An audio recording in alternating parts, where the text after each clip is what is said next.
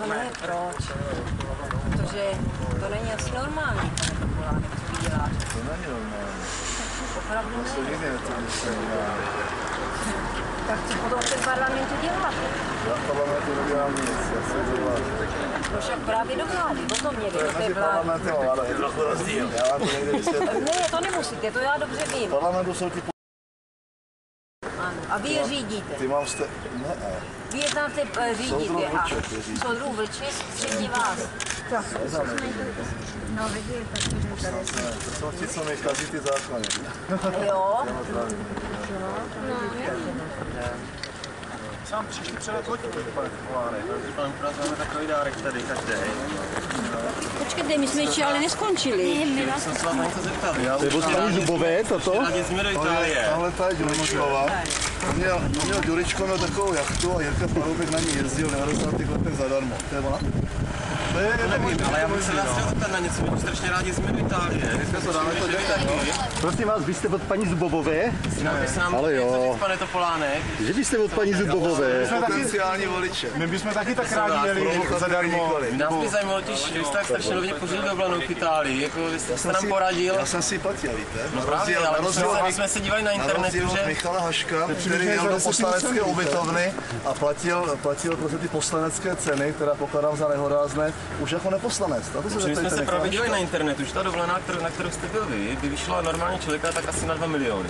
Když to vy jste přiznal asi 300 000, tak by nás zajímalo, jak ten milion 700 000 ušetřit. Pane kolego, já jsem přiznal 3000 euro, což byla cena, kterou jsem platil podíl na tom domě, a pak samozřejmě vyčíslený 5 nebo kolik jízd na té lodi. Já mi ta dovolená nestála víc než cestu a tohleto, buď nějaký jídlo. Takže já nevím, kde jste dal 3 miliony. Na internetu, já jsem se třeba díval na soukromý tryskáč, který stojí do Prahy, že to vyjde na 350 000, vy jste přiznal 150 000, že vás to stálo, tak mě taky zajímalo, jak takhle ušetřit. No tak ODS, jak takhle ušetřit. Vy moc čtete.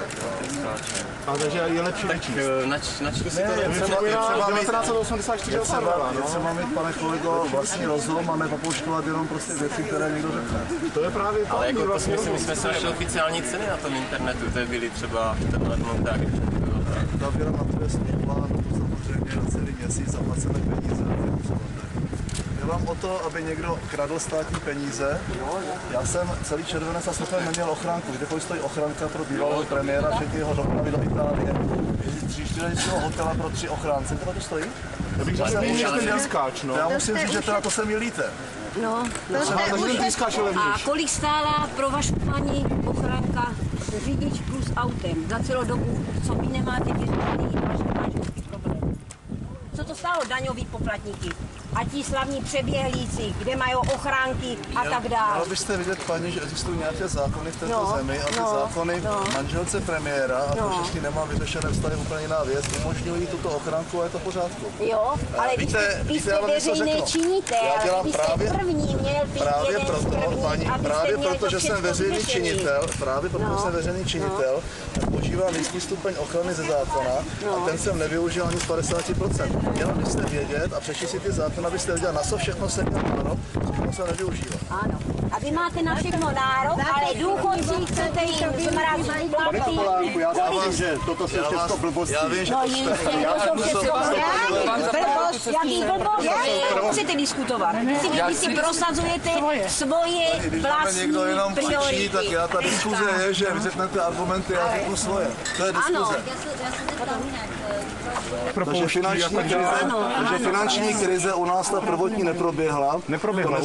To neznamená ekonomická krize. Vám se nesnížil plat, no, pane Topolánek. Mějte se hezky. Děkujeme, že jste nám osvětlil, jak to bylo s tou cestou do Itálie.